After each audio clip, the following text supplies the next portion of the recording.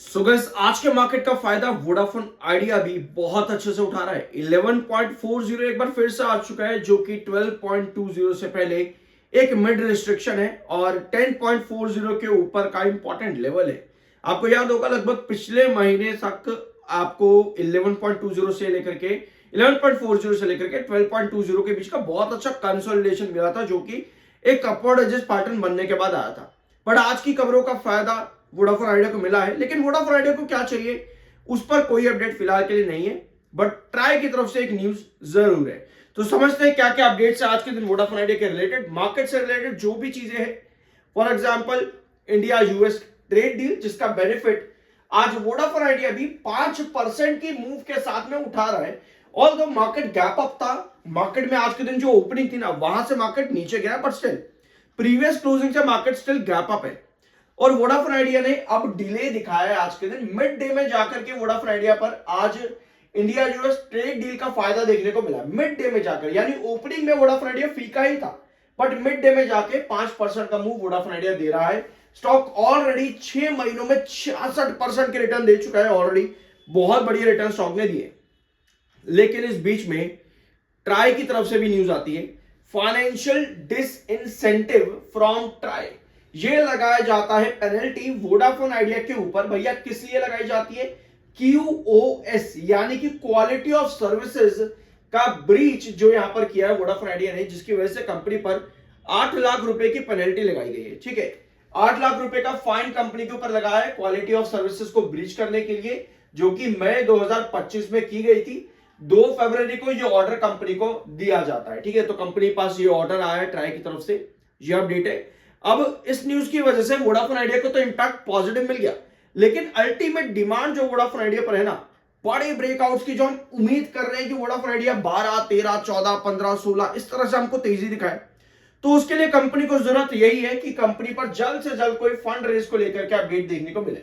As of early February 2026, Vodafone Idea is in advanced talks to raise 25,000 crore from consortium of banks, यानी कि different banks को combined करके Vodafone idea date raise कर सकता है, जिसमें स्टेट बैंक ऑफ इंडिया आगे देखने को मिल सकता है।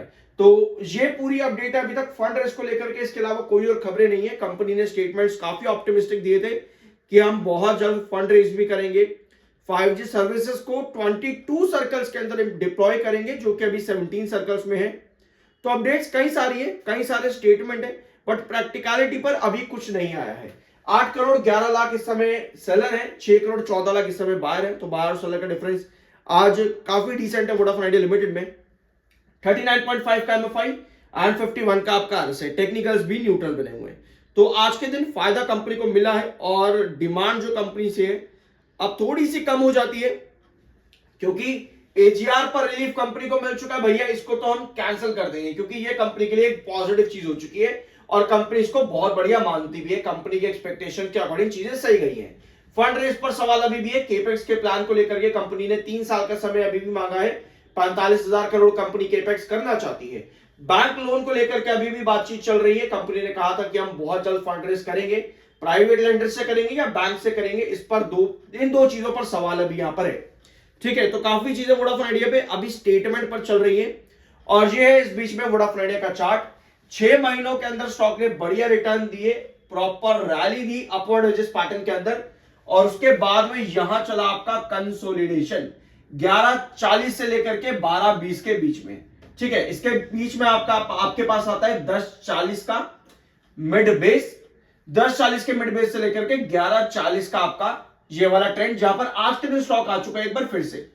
ठीक है, तो 10.40 एक इंपॉर्टेंट ट्रेंड था, जहां पर कल के दिन स्टॉक देखने को मिला, वहां पर बायर आपके पास एक्टिव होते हैं और आज के दिन ट्रेड डील का फायदा वोडाफोन आइडिया को मिल जाता है और 11.40 के आसपास जाकर के वोडाफोन आइडिया कहीं ना कहीं अब रिजेक्शन फेस कर रहा है। तो कमिंग सेशन में 11.40 पर बने रहना जरूरी है, ताकि आप वापस से 12.20 पर आ सको। लेकिन कंपनी पे अपनी खुद की अपडेट्स भी आना उससे ज्यादा इंपॉर्टेंट रहेगा। अब 11.40 पर स्टॉक को कुछ इस तरह की पोजीशन आज के दिन आपको नजर आ रही है। ये है 11.40 का ट्रेंड। ठीक है, इसके ऊपर अभी स्टॉक काम कर रहा है, जो कि अच्छी बात है। सो अगर आज सस्टेन कर जाए बिल्कुल इसी तरह से, अगर आज के दिन स्टॉक सस्टेन कर जाता है तो कहीं ना कहीं ये पॉजिटिव रहेगा और 11 रुपए 80 पैसे कल के दिन का ट्रेंड क्या देखने को मिल सकता है? 11.80। तो ये एक बड़ा सवाल कल के दिन वोडाफोन आइडिया में रहेगा कि 11.40 के ऊपर अगर आज के दिन क्लोजिंग कामयाब होती है तो क्या 11.80 हमें कल देखने को मिल सकता है? तो 11.40 ब्रेक करना यहां पर जरूरी रहेगा 11.80 पर आने के लिए। सो आज का सेशन जितना इंपॉर्टेंट है उससे ज्यादा इंपॉर्टेंट है कल का सेशन 11.80। क्या ये ट्रेंड कल देखने को मिल सकता है? And then further 12.20। I believe कि 12.20 पर वापस आने के लिए ना कंपनी को कुछ ना कुछ पॉजिटिविटी आने की जरूरत है, यानी कि कंपनी को या तो कुछ कंपनी कर दे जो कंपनी ने स्टेटमेंट्स दिए हैं कि भैया हम फंड रेज करेंगे, या फिर एजीआर के दिए असेसमेंट की बातें जो चल रही है मार्केट में, इन पर कुछ प्रैक्टिकलिटी आती है तो 12-20 हमको तब देखने को मिल सकता है, ऐसा मेरा मानना है। एंड देन फर्दर ऑन भी दिख सकता है, बट अब तब तक के लिए जब तक ऐसी कुछ न्यूज नहीं आती है 11.40 और 11.80 अभी के लिए इंपॉर्टेंट रहेगा आज के मार्केट के मूव को देखते हुए। तो ये कंडीशन इस समय वोडाफोन आइडिया लिमिटेड की। आई होप की वीडियो में आपको कुछ जानने को अच्छा मिला होगा, तो सब्सक्राइब कर देना। I am NISM 7 certified. मिलता अगले वीडियो में।